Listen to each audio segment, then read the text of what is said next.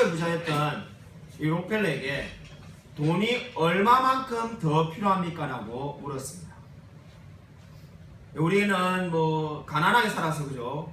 한국에서 아니 향남에서 최고 부자도 아닌데 세계 최고의 부자, 돈이 더 필요 없다라고 대답할 것 같은데 록펠러가 뭐라고 대답했는지 아십니까?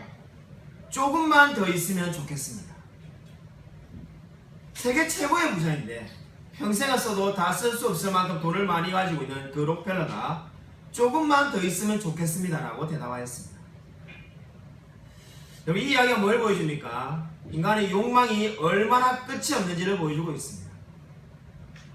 세계에서 가장 큰 부자도 조금만 더 돈이 있으면 좋겠다라고 말합니다. 아마 그리고 그 조금만은 영원히 채워지지 않을런지도 모릅니다. 그 조금이 얼마인지 모르겠지만은 그 조금은 영원히 채워지지 않을 수 있습니다. 여러분, 오늘 제 10계명에 우리가 10번째 계명을 살펴보고자 합니다. 우리 어느덧 10계명 설교가 이제 마지막에 이르게 되었는데 오늘 10계명의 10번째 계명은 무엇을 말하고 있습니까? 탐심에 대해서 말을 하고 있습니다. 10계명의 제1계명은 하나님의 외에 다른 신을 섬기지 말라고 말하였는데 마지막 계명은 탐심을 내지 말아라고 말하면서 마무리하고 있습니다. 우리 10계명을 유심히 살펴봤던 루터가 이렇게 말하였습니다. 10계명은 우선 주변의 사람들을 다룬다. 그리고 그 다음으로 가장 소중하고 가까운 사람, 아내에게 다가가고 그리고 마지막으로 자신의 마음에 이른다라고 말을 하였습니다. 여러분, 곰곰이 보면 루터의 말이 맞는 것 같지 않습니까? 10계명 처음에는 우리 주위에 있는 이웃 전체에게 대한 말씀을 전하는 것 같습니다. 근데 나중에 보면은 간음하지 말라고 해서 아내에게 이릅니다. 그리고 맨 마지막에는 이제 이 말씀이 어디에 이릅니까? 탐심하지 말라고 말하여서 내 마음 가장 깊숙한 곳으로 이르고 있습니다. 아마 루터가 10계명에 대해서 감탄한 이 말은 올바른 해석인 것 같습니다. 여러분, 그래서 지금 10계명의 마지막 계명은 저와 여러분의 내면 가장 깊숙한 곳, 그곳에 이르고 있습니다. 그곳에 뭐가 있습니까? 탐심이 있다는 거예요. 목사님, 저 그렇게 나쁜 사람 아닌데요 라고 말하는지 모릅니다. 근데 어떻습니까? 저와 여러분의 마음 가운데에 탐심이 자리 잡고 있습니다. 원래 제가 이 설교 때 이야기를 하려고 한 건 아닌데 이번 주에 이 말씀과 정말로 연결되는 일을 제가 휴가 기간 중에 겪었습니다. 제가 밴드의 공지에서 여러분이 익히 잘 알고 있듯이 우리가 경남 창원에 가서 휴가를 보냈는데 공룡박물관에 갔는데 우리 박지영 사모가 휴대폰을 놔두고 왔습니다. 놔두고 온 거를 전혀 모르고 있다가 밤에 알게 되었는데 밤에 막 박물관에도 전화하고 다 전화해봐야 찾을 수가 없어서 휴대폰을 정지를 했습니다. 자, 이제 휴대폰을 잃어버렸다고 생각하고 그 다음날 휴대폰을 사러 갈 생각이었는데 사러 가려고 하니까는 휴대폰 가게 문을 10시쯤 되면 여니까 기다리고 있었습니다. 휴가 기간인데 휴대폰을 사고 어디 여행을 가려고 기다리고 있는데 9시 반쯤에 전화가 왔는데 휴대폰 주운 분이 저에게 그것을 어떻게 택배로 보낼 수 있는지를 물어보는 전화가 왔습니다. 그분이 여기 곤지암에 사는 분인데 어떻게 경남까지 내려가서 여행을 하시다가 휴대폰을 우연히 주웠다면서 찾아서 택배로 보내주시겠다는 거예요. 자, 너무나 놀라가지고 감사하다고 주소를 보내니까 그분이 하나님의 은혜가 넘치길 바란다라고 문자가 왔습니다. 교회를 다니는 분이 뭔가 다르구나 하는 생각을 가지게 되었습니다. 제가 감사하다고 케이크를 하나 보내긴 했지만은 사실 그거보다도 팔면은 더 많은 돈을 얻는다는 것은 상식입니다. 근데 어떻습니까? 절대로 다른 사람의 물건을 탐내지 않겠다는 마음을 알 수가 있습니다. 여러분, 이 10계명이 뭘 말합니까? 10계명은 욕망 그 자체를 정지하는 것이 아닙니다. 아무것도 가지지 말라는 말이 절대로 아닙니다.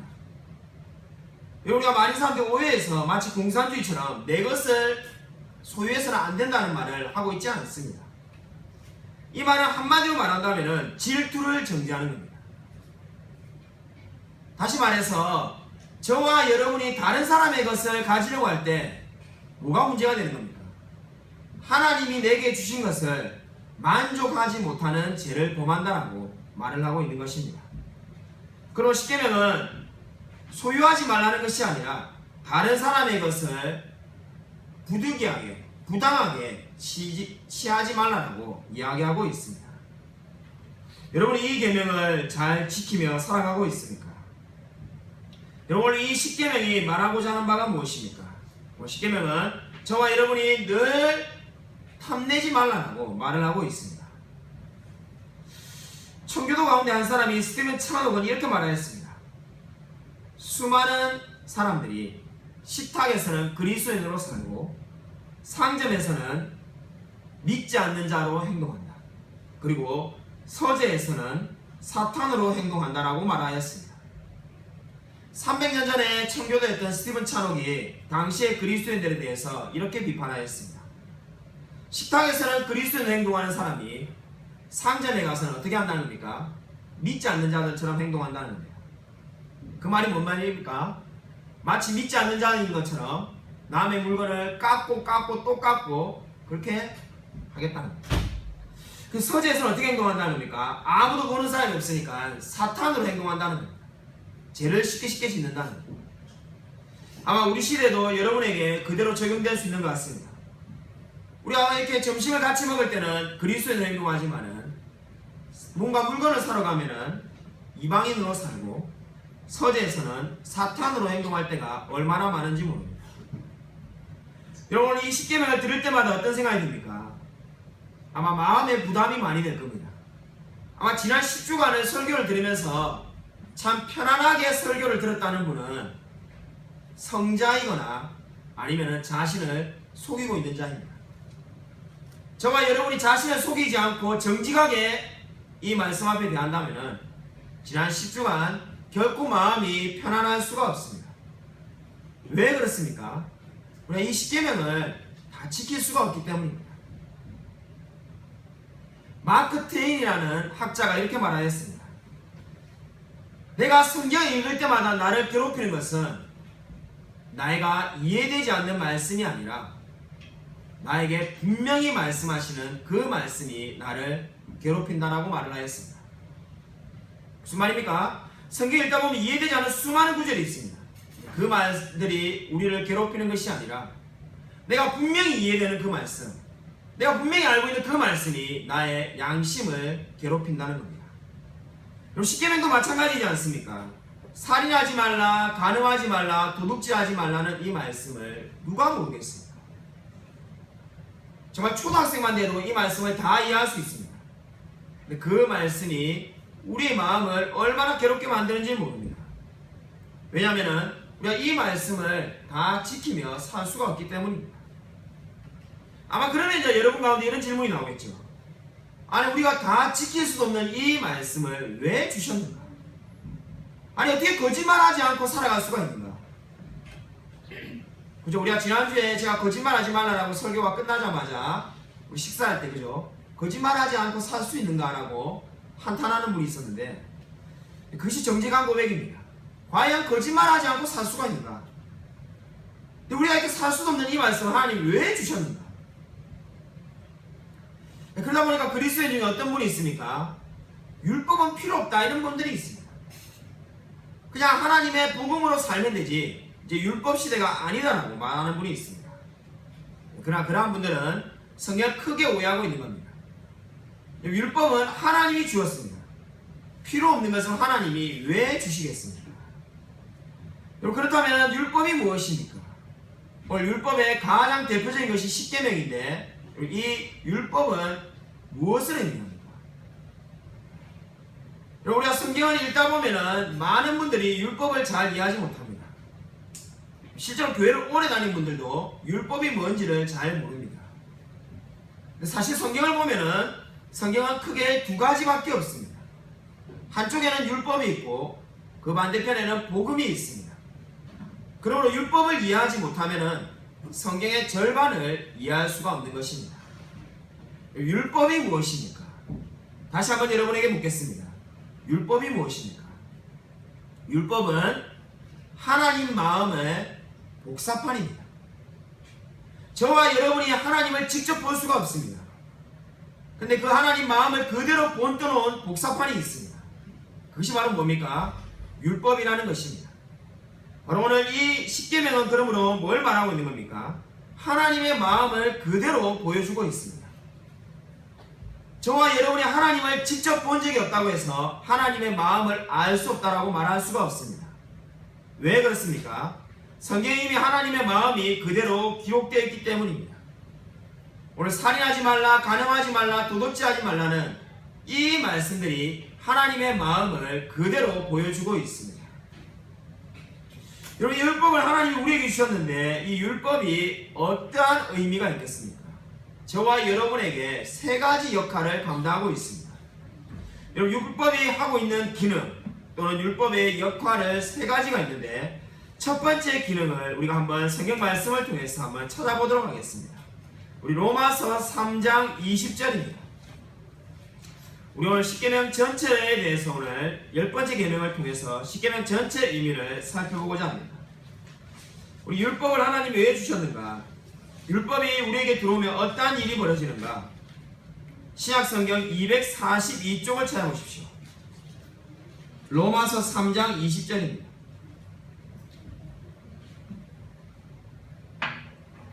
자, 율법이 우리에게 하나님의 마음의 복사판이라고 했는데 그럼 그 하나님의 마음의 복사판인 율법을 우리가 읽을 때 어떤 일이 벌어집니까? 로마서 3장 20절입니다. 다 찾으신 줄 알고 같이 한 목소리 읽겠습니다. 시작. 그러므로 율법의 행위로 그의 앞에 율법으로는 죄를 깨달음이니라. 네, 여러분, 율법이 뭘 하는 겁니까? 여러분, 어떤 분들은 이렇게 말하는 분이 있습니다. 아니, 하나님 그냥 사랑만 하시면 되지, 복음만 있으면 좋을 것 같은데 왜 율법을 주셨는가? 설교를 들어봐야 부담만 되는 이 율법은 도대체 왜 주셨는가?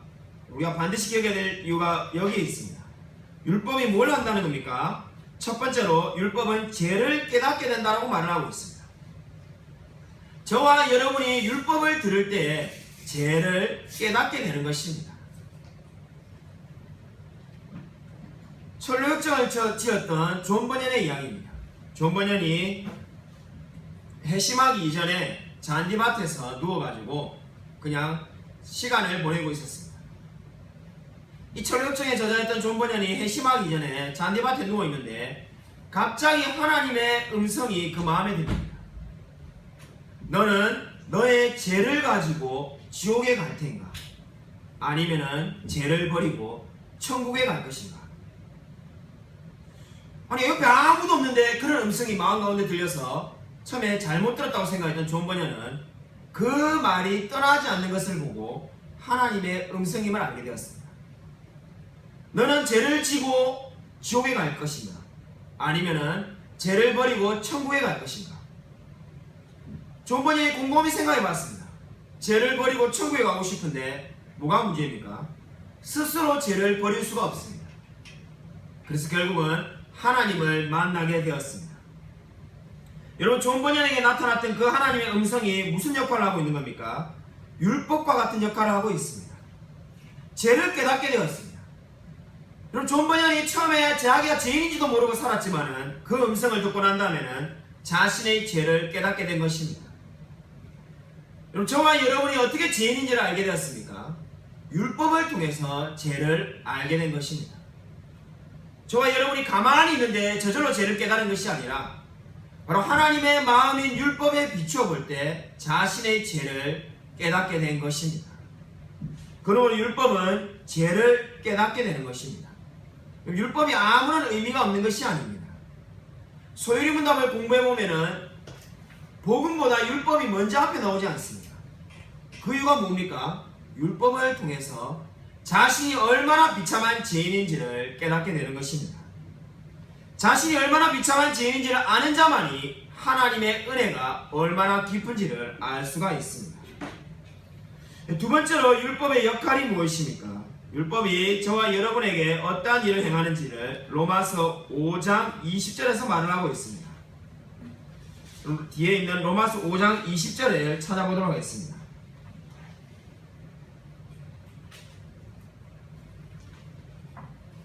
로마서 5장 20절입니다. 함께 읽으시겠습니다. 시작. 율법이 들어온 것은 범죄를 더하게 하려 함이라. 그러나 죄가 더한 곳에 은혜가 더욱 넘쳐나니. 율법이 왜 우리에게 하나님 주시셨다는 겁니까? 우리 율법의 대표적인 것이 우리가 지금 강의하고 있는 십계명인데 도대체 율법을 왜 주셨다는 겁니까? 범죄를 더하게 하기 위해서라는 겁니다. 아니 죄를 많이 짓는 게 안 좋은 거 아닙니까? 이렇게 생각할 수 있는데 죄가 더한 곳에 어떻게 되었다는 겁니까? 은혜가 넘쳤다는 겁니다. 아 목사님 저는 죄 없고 그냥 은혜 안 받더라도 죄가 없으면 좋겠습니다. 그것이 아니라 저와 여러분 마음 가운데 있는 이 죄가 드러나면서 하나님의 은혜가 넘쳤다라고 말을 하고 있습니다. 무슨 말인지 이해를 돕기 위해서 제가 아일랜드에서 있었던 이야기를 여러분에게 하고자 합니다. 제가 아일랜드에 약 10년 전에 살았던 적이 있습니다. 영국 옆에 조그마한 섬나라가 있는데 아일랜드에 살 때 제가 슈퍼에서 일하고 있을 때인데 어느 날 쉬는 날에 잔디밭에 한번 누워있고 싶은 마음이 들었습니다. 우리 영화를 보면은 이렇게 잔디밭에 탁 누워있으면은 폼다니지 않습니다. 제가 아무도 없는 곳에 저 혼자서 이렇게 잔디밭에 한번 딱 이렇게 큰 대자로 누워가지고 폼을 이렇게 잡고 있었습니다. 한 10분 있으니까는 너무 좋더라고요. 그래서 이 영화에서 이런 맛을 하는 거구나 이렇게 하고 있는데 갑자기 어느 분이 와가지고 막 영어로 뭐라고 말을 하는 겁니다. 그래서 안 그래도 영어가 짧은데 누워서 들어가지고는 무슨 말인가 알아들 수 없을 것 같아서 일어나서 가만히 들어보니까 무슨 말인가 다 알아듣지 못했지만은 쉽게 말해서 그냥 나가라는 겁니다. 그래서 제가 그 동네 사는데 늘 동네 사람들이 이렇게 잔디밭에 누워있는 걸 보았는데 왜 나보고 나가나 해서 제가 짧은 영어지만은 왜 나가라고 되냐고 자꾸 말을 했습니다. 그래서 그분이 막 긴 영어로 뭐 설명을 하는 겁니다. 제가 잘 못 알아듣는 것 같으니까 그분이 제 손을 붙잡고는 밖에 있는 표지판을 보게 만들었습니다. 표지판을 보니까는 뭐라고 적혀 있습니까? 오늘부터 잔디를 보호한다고 출입 금지 기간이라고 적혀 있습니다. 그걸 보고 나니까 어떻습니까? 너무나 민망해가지고 이제 들어갈 마음이 한순간에 사라지게 되었습니다. 여러분 이 이야기가 뭘 보여줍니까? 율법이 들어오기 전에는 죄가 죄인지 몰랐던 사람도 율법이 들어오면 죄를 깨닫게 된다는 겁니다. 제가 잔디밭 앞에 있는 표지판을 보기 전에는 잔디밭에 누워있는 것이 죄라고 생각하지 않았습니다. 그러나 그 표지판을 보고 난 다음에는 제가 잔디밭에 들어가는 것이 죄라는 것을 알게 된 것과 마찬가지입니다. 여러분 율법이 왜 필요합니까? 율법이 들어옴으로써 저와 여러분이 얼마나 비참한 죄인인지를 알게 해주는 것입니다. 여러분 철로역정을 읽어보면은 철로역정의 크리스찬이 해석자의 집에 들어가는 것을 볼 수 있습니다. 해석자의 집에서 뭘 봅니까? 어느 빈방에 들어가서 한 사람이 청소하고 있는 것을 봅니다. 빗자루로 먼지를 막 쓰니까 어떻게 됩니까? 방바닥에 있던 먼지가 막 일어나게 됩니다. 그러자 그 방이 깨끗한 줄 알았는데 지저분을 하게 됩니다. 그러고 난 다음에 어떻게 합니까? 물을 끼얹어서 그 먼지를 쓸어냅니다. 크리스찬이 해석자에게 이렇게 묻습니다. 도대체 이 모습을 왜 보여줍니까? 아니 이거 뭐 바닥을 물 청소하는 그림을 왜 보여줍니까? 라고 묻습니다. 그러자 그때 해석자가 뭐라고 말합니까? 이 방은 뭘 의미한다는 겁니까? 저와 여러분의 마음을 의미합니다. 저와 여러분의 마음에 먼지, 즉 죄가 가득 있는 겁니다. 근데 빗질을 할 때 먼지가 일어나듯이 그 빗질이 뭘 의미하는 겁니까? 바로 율법을 의미합니다. 율법이 들어오자 죄가 그 마음 가운데 있는 죄가 일어나게 되는 것입니다. 근데 그 먼지가 언제 사라집니까?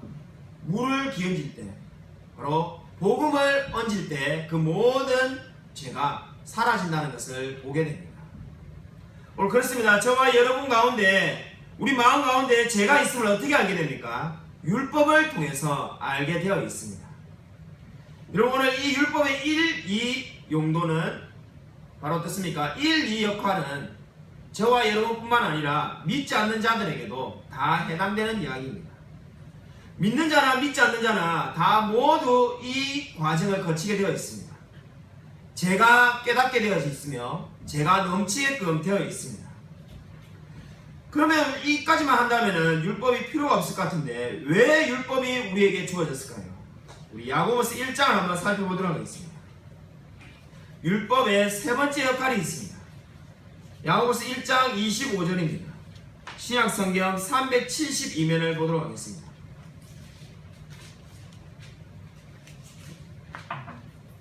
신약성경 372쪽에 있습니다.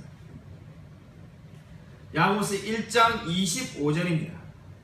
야고보서 1장 25절 다 찾으시죠? 같이 한 목소리 읽겠습니다. 시작. 자유롭게 하는 온전한 율법을 들여다보고 있는 자는 듣고 잊어버리는 자가 아니요 실천하는 자니 이 사람은 그 행하는 일에 복을 받으리라. 아멘. 여러분 뭐라고 말하고 있습니까? 율법의 세 번째 역할인데 율법의 세 가지 역할이 뭐였습니까? 첫 번째가 죄를 깨닫게 하고 두 번째가 죄를 넘치게 만들며 세 번째가 이제 뭘 한다는 겁니까? 우리를 자유롭게 한다고 말하고 있습니다. 자유롭게 하는 온전한 율법. 우리가 율법의 1, 2 역할을 들어보니까 율법이 우리를 자유롭게 할 것 같습니까? 안 할 것 같습니까? 안 할 것 같지 않습니까? 아니 율법을 알게 될 때마다 내가 죄인인 것을 깨닫게 되는데 뭐가 자유롭습니까? 우리가 생각한 자유는 뭡니까? 내 마음대로 죄를 지을 수 있을 때 자유롭습니다. 근데 여기서 예를 들면은 앞으로 내일이 될 때까지 이 방을 나가지 마라 이러면 어떻습니까? 자유가 아니지 않습니까? 근데 율법이 하지 말라고 계속 말을 하는데 살인하지 말라, 간음하지 말라, 도둑질하지 말라고 말하는데 뭐가 자유롭습니까? 이 야고보서가 굉장히 어려운 이유가 바로 여기에 있습니다. 바로 율법을 지금 자유롭다고 말하고 있지 않습니까? 이 도대체 야고보가 말하는 율법은 다른 율법인가? 똑같은 율법입니다. 아니 우리의 십계명을 설교를 들으면 마음에 부담이 되는데 왜 야고보는 자유롭다고 말을 하는가? 이유가 어디에 있습니까? 쉽게 제가 이렇게 여러분에게 예를 들겠습니다. 어떤 한 아이가 있습니다. 엄마에게 놀이터에 가서 놀겠다고 말을 합니다. 그래서 엄마가 저녁 먹기 위해서 저녁 6시까지만 놀고 집으로 들어오라고 말을 했습니다. 그러면 어떻습니까? 그 아이가 저녁 6시까지는 자유롭게 놀 수 있습니다. 근데 6시가 넘으면 어떻게 되겠습니까? 이제 그것은 말씀을 어기는 거기 때문에 자유롭지가 않겠죠. 오늘 마찬가지로 지금 이 자유롭게 한 율법은 뭘 말하는 겁니까? 하나님이 말씀하신 그 범위 안에서 그 바운더리 안에 있다면 여러분이 자유를 누릴 수 있다는 겁니다. 그 말씀을 벗어나기 때문에 여러분이 자유롭지 않은 거지 하나님의 말씀을 지킨다면 여러분은 자유라는 겁니다. 우리가 십계명을 살펴보았는데 간음하지 말라라고 말한다면 뭡니까? 저와 여러분이 다른 아내나 다른 여자를 좋아하지 않는다면 늘 자유롭습니다. 그러나 저와 여러분이 다른 남편이나 다른 아내를 탐낸다면 어떻게 되겠습니까? 자유가 없어진다는 겁니다. 그러므로 오늘 10번째 계명으로 말하면 어떻습니까? 우리가 다른 사람의 물건을 탐내지 않는다면 우리는 자유롭습니다. 오늘 야고보서는 지금 뭘 말하고 있습니까? 자유롭게 하는 온전한 율법. 우리가 하나님의 말씀 안에 있다면 그 말씀이 어떻다는 겁니까? 우리를 자유롭게 만든다는 겁니다. 아마 이렇게 설교해도 어떤 분이 이렇게 말하겠습니다. 아니 목사님 누가 말씀 안에 그 안에면 좋은 줄 모릅니까? 구해지지가 않지 않습니까? 말씀이 지켜지지 않지 않습니까? 누가 말씀을 지키기 싫어서 안 지킵니까? 라고 아마 물을 분이 반드시 있을 것 같습니다. 아 누가 죄를 짓고 싶어 짓습니까? 죄를 안 지으려고 해도 죄를 짓게 되는 걸 어떻게 하는 겁니까? 그러니까 우리가 자유로운 율법이 아니지 않습니까? 라고 물을 분이 반드시 있을 것 같습니다. 여러분 그분들에게 저는 어거스틴이 한 말을 여러분에게 전해주고 싶습니다. 여러분 하나님이 지키지 못할 약속을 우리에게 준 것이 아닙니다. 여러분 어거스틴이 뭐라고 말했습니까? 주님 나에게 명령하여 주시옵소서. 그리고 그 명령을 지킬 수 있는 힘을 주시옵소서. 여러분 오늘 이 말을 반드시 기억하시길 바랍니다. 저와 여러분이 만약에 영원히 간음하지 말라는 말씀을 지킬 수 없다면 왜 하나님이 우리에게 주셨겠습니까? 왜 우리가 탐내지 않을 수 없다면 그 말씀을 주지 않을 이유가 없지 않습니까? 여러분 어거스틴이 한 말처럼 저와 여러분에게 무겁게만 보이는 이 십계명에게 하나님이 주신 이유가 무엇입니까? 하나님 저에게 명령하여 주셔서 그리고 그 명령을 지킬 수 있는 힘을 주셔서 여러분 오늘 하루를 살아가면서 또 십계명 어기고 넘어질 때가 있습니까? 그러면 어거스틴의 말을 가지고 기도하십시오. 주님 저에게 명령하여 주셔서 그리고 그 명령을 지킬 수 있는 힘을 주셔서. 여러분 많은 사람들이 이렇게 말합니다. 우리 율법을 지키지 않고 살면 안 될까요? 여러분 이렇게 말하는 사람이 얼마나 많은지 모릅니다. 여러분 그러나 그 말은 이 말과 같습니다. 우리가 믿음을 가지고 있는데 하나님께 순종하지 않을 수 있다는 것과 똑같은 것입니다. 믿는 자는 반드시 행위로 나타나게끔 되어 있습니다. 그것이 바로 야고보서의 주제이죠.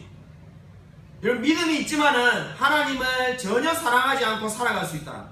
하나님의 말씀을 사랑하지 않고 살아갈 수 있다는 것은 이단에 불과합니다. 여러분 우리가 왜 하나님의 말씀을 실천해야 합니까? 왜 우리가 십계명의 말씀을 계속 드려야만 합니까? 여기에 일관성의 원리가 있습니다. 여러분 한번 생각해 보십시오. 저와 여러분이 계속해서 방문하는 자동차 수리점이 있다고 생각해 보십시오. 여러분이 자랑하고 싶은 자동차를 수리하는 가게가 있습니다. 여러분이 저에게 그 가게를 소개했다고 생각하십시오. 그런데 여러분의 차는 늘 매연이 나고 늘 차가 중간중간에 가다가 서고 라지에타나 이런 것들이 늘 고장납니다. 여러분 그렇다면 제가 여러분이 추천한 그 가게에 가겠습니까? 안 가겠습니까? 절대로 안 가겠죠. 여러분 마찬가지입니다. 저와 여러분이 늘 하나님을 사랑해라, 천국과 지옥이 있다라고 늘 말을 하지만은 저와 여러분의 삶은 늘 거짓으로 물들어 있고 늘 십계명을 어긴다면은 누가 하나님을 믿으려고 하겠습니까? 여기에 일관성의 문제가 있는 것입니다.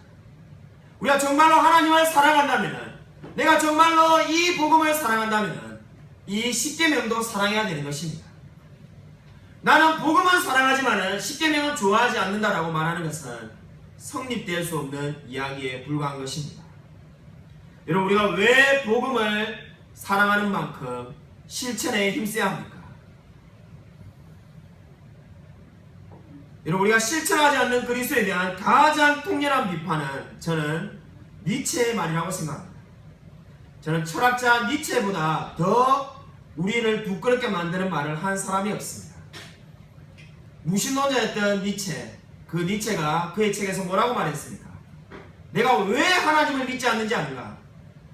만약에 천국과 지옥이 있다면 나는 온 런던 거리가 깨진 유리 조각으로 뒤덮여 있다 할지라도 무릎으로 기어서라도 복음을 전하겠다. 그러나 그리스도인들은 그렇게 하지 않는다. 그러므로 천국과 지옥이 있다는 것은 거짓말에 불과하다. 여러분 니체가 왜 하나님을 믿지 않는다고 했습니까? 바로 하나님을 믿는 그 분들이, 정말 그 그리스도인들이 하나님을 온전히 전파하고 있지 않기 때문입니다. 여러분 정말로 하나님의 말씀을 믿고 지키며 살아가고자 하고 있습니까? 여러분은 이 하나님의 율법을 사랑하며 살아가고 있습니까?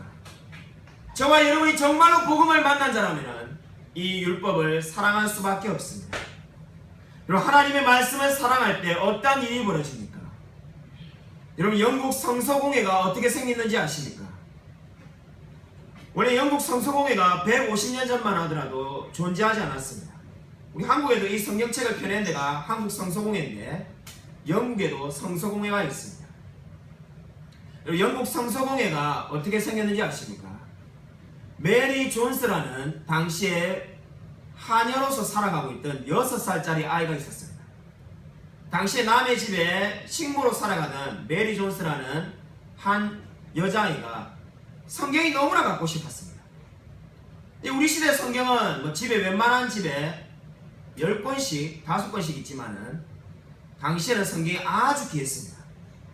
성서공회가 탄생하기 이전이기 때문에 성경이 너무나 귀했는데 메리 존스가 몇 달의 월급을 모아가지고 성경을 사러 토마스 목사님 집에 가기로 하였습니다. 무려 40km를 걸어가지고 6살짜리 아이가 토마스 목사 집에 도착하였습니다. 당시에 성경은 토마스 목사 집에서만 팔았는데 토마스 목사 집 앞에 오자마자 메리 존스가 땅바닥에 주저앉아서 울기 시작하였습니다. 사람들이 왜 우냐고 물었습니다. 그자 그 대문을 보라고 말합니다. 대문에 뭐라고 적혀 있습니까? 성경이 다 팔렸다라고 적혀 있습니다. 자기는 지금 몇 달의 돈을 모아가지고 성경을 사기 위해서 40km를 걸어왔는데 성경을 살 수가 없습니다. 요즘 시대 같으면 오늘 못 사면 내일 사면 되지만은 그 시대는 언제 살 수 있을지 기약이 없습니다. 그러자 땅바닥에 주저앉아서 울고 있는 아이를 보던 이 어른들이 그 자리에서 바로 돈을 모아가지고 재단을 설립하기로 하였습니다. 그것이 바로 영국 성서공회의 시작입니다. 그들이 그렇게 시작한 이유는 바로 이 아이처럼 성경을 너무나 사랑하지만은 읽지 못하는 그런 비극이 없게 만들자. 적어도 성경을 읽고 싶을 때 읽도록 만들자는 마음에서 영국 성서공회가 시작하였습니다. 그래서 어떻게 된 겁니까? 지금도 영국 성서공회 앞에 그 팻말이 이렇게 붙어져 있습니다. 6살짜리 아이 메리 존스의 열정이 영국을 뒤바꾸었다. 여러분 무슨 말입니까? 여러분이 정말로 말씀을 사랑할 때 이 세상이 변화될 수밖에 없습니다. 여러분 정말로 하나님의 말씀을 읽고 있습니까? 여러분 매일 성경 말씀을 읽고 있습니까? 우리가 매일 성경으로 큐티를 하고 있는데 여러분 매일 큐티 말씀을 하고 있습니까? 우리 신앙의 선배들은 No 큐티, No 블랙퍼스트, 큐티를 하지 않고는 아침을 먹지 않겠다라고 이렇게 말하는 분들이 많았습니다. 여러분 정말로 성경 말씀을 읽지 않고는 내가 식사를 하지 않겠다는 결심으로 살아가고 있습니다. 위대한 총교도 토마스 왓슨의 말을 인용함으로써 오늘 말씀을 맺고자 합니다. 성경이 읽고 싶을 때 읽어서는 안 된다. 성경이 읽고 싶은 마음이 들 때까지 읽어보아라. 그 성경이 당신의 인생을 변화시킬 것이다. 여러분 이 말을 반드시 기억하시길 바랍니다. 여러분 내가 성경이 안 읽고 싶으니까 안 읽는다는 것은 굉장히 구차한 변명에 불과합니다. 여러분 성경이 읽고 싶은 마음이 들 때까지 읽어보십시오. 그 성경이 여러분의 인생을 변화시키게 될 것입니다. 여러분 정말로 이 율법을 사랑하고 있습니까? 여러분 살인하지 말라, 간음하지 말라라는 이 하나님의 십계명 앞에 여러분의 자신을 온전히 드리고 있습니까? 진실로 성경이 말하는 데까지 나아가며 성경이 멈추는 데서 멈추는 우리 모든 넘치는 은혜의 성도님이 되시기를 주님의 이름으로 간절히 축원드립니다.